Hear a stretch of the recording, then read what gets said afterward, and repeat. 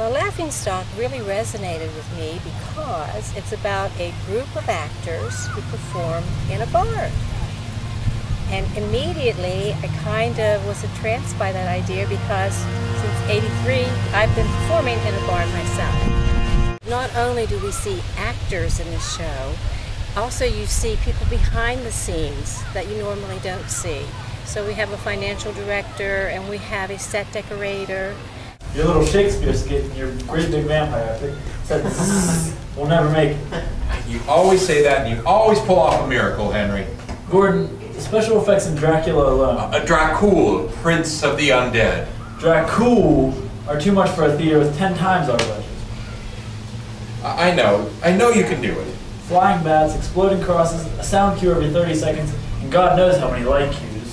Well, it's a little similar to Noises Off in that we are seeing characters backstage who are performing on stage and we don't get to see that performance. So if you saw Noises Off and you enjoyed that and you got to see how actors acted when they weren't on stage, this will be kind of similar to that. And it's a farce. I mean, and farces just, they're rib ticklers.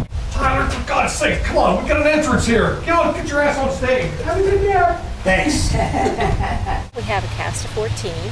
So we have two veteran actors who have been with this theater company for a long, long time. That would be Richfield Hoxley and Daisy Coates. Sure.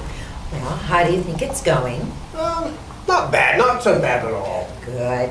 Oh, I forgot to tell you. Kisses on your opening, old friend. You too, Vernon. Kisses on my opening. We also have a director for this theater, Gordon Page. The skull is Ethel's? No, of course not. I didn't say Ethel. I said FL. Fermenti locus. It's Latin. The place of decay, the grave, the skull. Oh, you're a bit too clever for me sometimes, Gordon. I think he kind of yearns to do Shakespeare. It is not, nor it cannot come to good. But break my heart, for I must hold my tongue. Tyler Taylor. You can't put it in the trap. The scene started.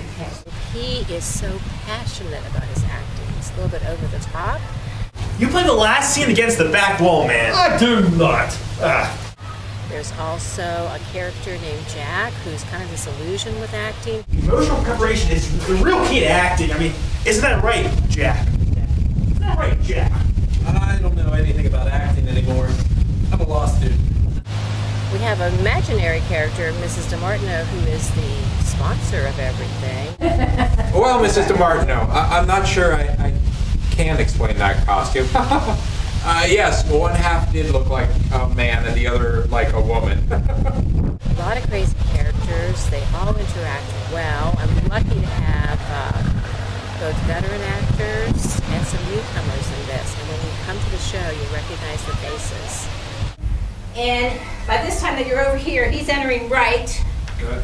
Scoochie. He's entering right. I can't imagine anyone not wanting to see the show, not really enjoying it. They're listening. They seem to be right with me. Well, it's not too hot. They don't listen when they're too hot or when it's too humid. The temperature-humidity index is really the key to audience listening. Always check your own props.